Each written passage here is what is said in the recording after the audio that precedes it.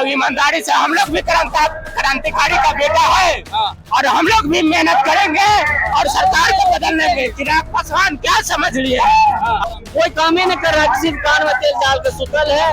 अभी वोटा वोटी के समय आया है, अभी कहेगा वोट दीजिए, अब उसको अब की बार दिखा देंगे।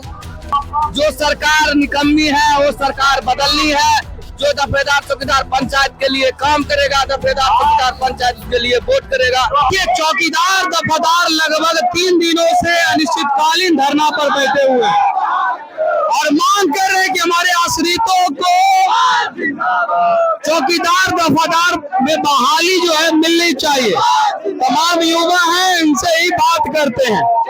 क्या मामला है जिसके लेकर के आप लोग बैठे हुए हैं? धन्यवाद। मेरा मामला यही है सर कि हम लोग को 2014 नियमावली के अनुसार दफेदार चौकीदार की बहाली होती आ रही थी पूर्वजों से। मेरा बाप दादा 4 पैसा 2 पैसा पे नौकरी किया, बेगारी किया। जब अभी खाने का बारी आया तो नीतीश कुमार के द्वारा आश्रित की बहाली नहीं किया जा रहा है। हम सरकार से यही मांग रखते हैं कि पुनः बहाली जो चालू थी वो उसे चालू किया जाए। कब से ये बहाली चालू है? एक बहाली बंद है 25/2/2025 से बहाली बंद है। पहले से पूर्व 2014 नियमावली अनुसार बहाली चल रही थी, जो कि बहाली अभी बंद हो गया है। वही के लिए हम लोग संघर्ष कर रहे हैं। हम लोग पर बैठे हैं, आज तीसरा दिन है। जो सरकार निकम्मी है वो सरकार बदलनी है। जो दफेदार चौकीदार पंचायत के लिए काम करेगा, दफेदार चौकीदार पंचायत उसके लिए वोट करेगा। नहीं तो चाहे चिराग पासवान हो या नीतीश कुमार हो या एनडीए की सरकार हो, इसका खमियाजा दफेदार चौकीदार का अगर काम नहीं होता है तो इसका खमियाजा इसको भुगतना पड़ेगा। चलिए क्या कहिएगा?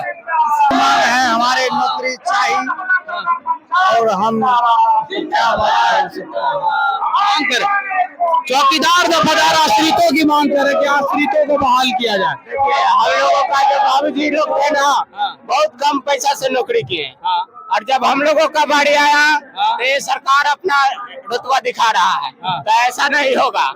हम लोग ईमानदारी से, हम लोग भी क्रांतिकारी का बेटा है और हम लोग भी मेहनत करेंगे और सरकार को बदलने के। चिराग पासवान क्या समझ लिए अपने आप को, उनको देना पड़ेगा। वो बोलते हैं कि हम क्रांतिकारी का बेटा है, हम लोग क्या क्रांतिकारी का बेटा नहीं है। हम लोग भी देश का सेवा करेंगे, वो भी ईमानदारी पूर्वक से। अब सरकार को झुकना पड़ेगा मेरे आवाज के सामने। हम भी क्रांतिकारी का बेटा है, हम लोग भी उनके लिए मेहनत करेंगे।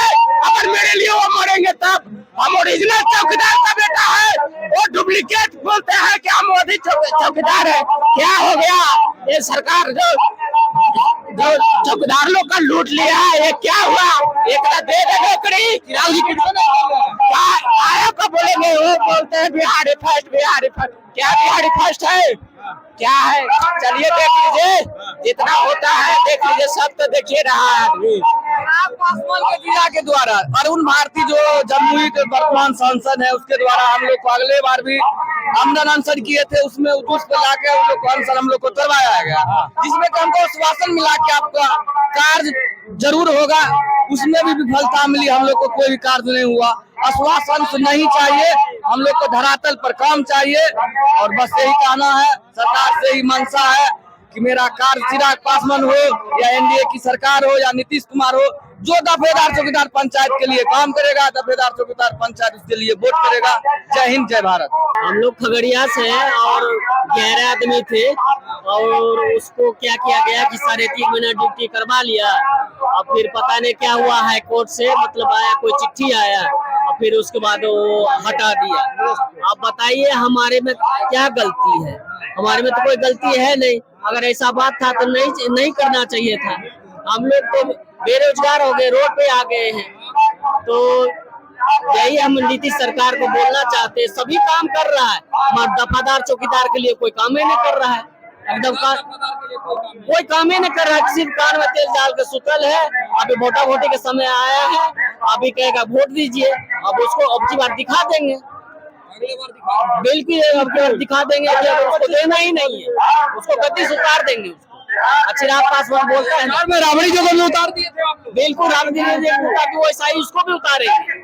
हाँ बिल्कुल, इसको भी उतारेंगे। जुटता बनाएंगे, जाके अब प्रचार करेंगे। हमारा जितना साथी लोग हैं घर घर बूथ पर कमाई छोड़ देंगे बाहर का।